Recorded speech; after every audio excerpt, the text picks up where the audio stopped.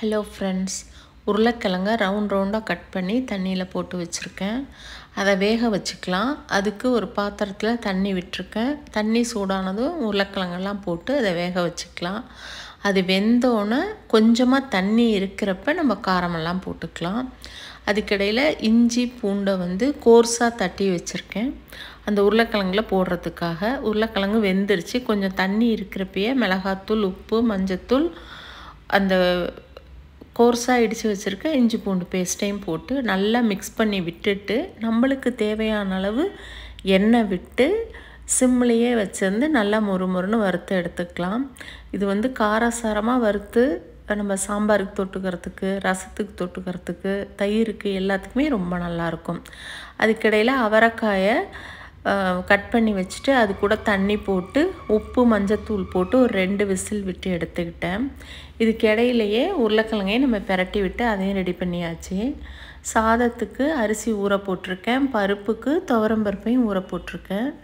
இன்றைக்கி துவரம்பருப்பு வெறுசாக தாளிக்கிறது தான். அதுக்கு மஞ்சத்தூள், தண்ணி, கொஞ்சமாக உப்பு, பெருங்காயம், கேஸ்டர் ஆயில் கொஞ்சம் ஊற்றிட்டு, விளக்கெண்ணெய் கொஞ்சம் ஊற்றிட்டு, அது கூடவே சின்ன வெங்காயம், தக்காளி, பச்சை மிளகாய், இதில் புளி போட்டாலும் ரொம்ப டேஸ்ட்டாக இருக்கும்.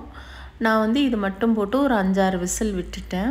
இது பொரியலுக்கு தாளிக்கிறதுக்கு சின்ன வெங்காயம், காஞ்ச மிளகாய், கொஞ்சமாக பூண்டு தட்டி வச்சுருக்கேன்.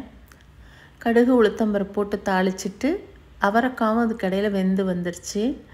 நம்ம எடுத்து வச்சுருந்த பூண்டு, சின்ன வெங்காயம், காஞ்ச மிளகாய் எல்லாத்தையும் போட்டு நல்லா வதக்கிட்டு, வேக வச்சுருந்த அவரைக்காயும் அதில் போட்டுட்டு, அதோட தண்ணியெல்லாம் போயிட்டு நல்லா மிக்ஸ் ஆகி எல்லாமே நல்லா வெந்து வந்தோன்னே, வெங்காயமெல்லாம் நல்லா வெந்து வந்தோன்னே, வேக வச்சுருந்த பருப்புலேருந்து கொஞ்சமாக எடுத்து போட்டு அதை மிக்ஸ் பண்ணி விட்டோம்னா ரொம்ப டேஸ்ட்டாக இருக்கும்.